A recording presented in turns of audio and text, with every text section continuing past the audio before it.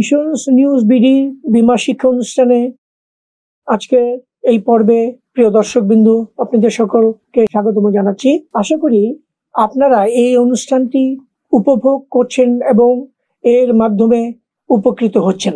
আজকে আমরা পুনর্বীমা রিইন্স্যুরেন্স এর একটি গুরুত্বপূর্ণ এবং প্রয়োজনীয় দিক, যেমন সারপ্লাস ট্রিটি বা অতিরিক্ত অংশের পুনর্বীমা নিয়ে আলোচনা করব।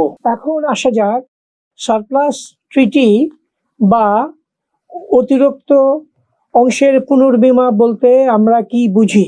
এই চুক্তি অনুযায়ী প্রাথমিক বীমা কোম্পানি বা প্রাইমারি ইন্স্যুরেন্স কোম্পানি তাদের নেট রিটেনশন বা তাদের যে পরিমাণ ঝুঁকির অংশ গ্রহণ করবে তার অতিরিক্ত বা উদ্বৃত্ত অংশ বীমা কোম্পানি বা পুনর্বীমা কোম্পানিকে সাধারণত সঙ্গে ঝুঁকি ব্যবস্থাপনা করে থাকে। এই ব্যবস্থায় সাধারণত প্রত্যেক পুনর্বীমা কোম্পানি প্রাইমারি ইন্স্যুরেন্স কোম্পানির ঝুঁকির অঙ্কের সমপরিমাণ অংশ গ্রহণ করে থাকে, যাকে লাইন বলা হয়ে থাকে।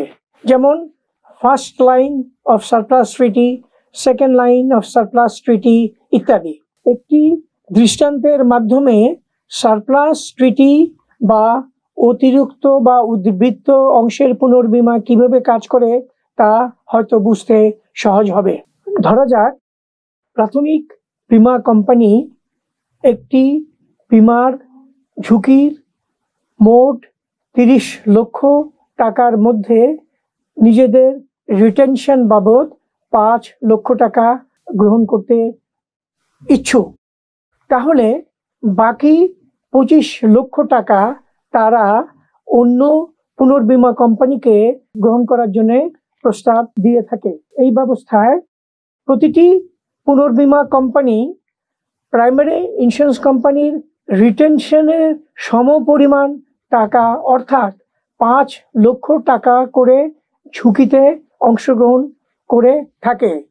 এখানে 30 লক্ষ টাকার মধ্যে প্রাথমিক ইন্স্যুরেন্স বা প্রাইমারি ইন্স্যুরেন্স কোম্পানি নিজেদের জন্য যদি 5 লক্ষ টাকা ঝুঁকি বহন করে, তাহলে বাকি 25 লক্ষ টাকা তাদের 5 লক্ষ টাকার সমান পরিমাণ 5টি পুনর্বীমা কোম্পানি প্রত্যেকে 5 লক্ষ টাকা করে ঝুঁকিতে অংশগ্রহণ করবে। এইখানে প্রথম যে 5 লক্ষ টাকা যে ইন্স্যুরেন্স কোম্পানি গ্রহণ করবে তাকে ফার্স্ট সারপ্লাস ট্রিটি বলা হয়।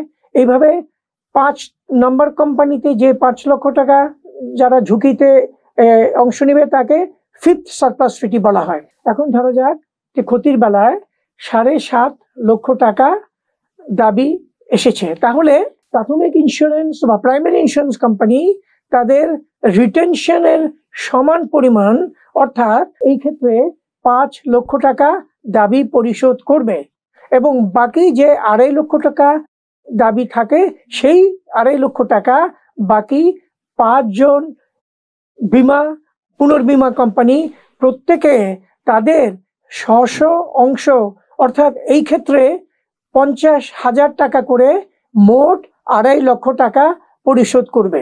আশা করি এই দৃষ্টান্তটির মাধ্যমে এই সারপ্লাস ট্রিটি বা অতিরিক্ত বা উদ্বৃত্ত অংশের পুনর্বীমার সম্বন্ধে একটি সহজ ধারণা করা গেল। আপনাদের সকলকে ধন্যবাদ জানিয়ে আজকের এই অনুষ্ঠান এখানে শেষ করছি।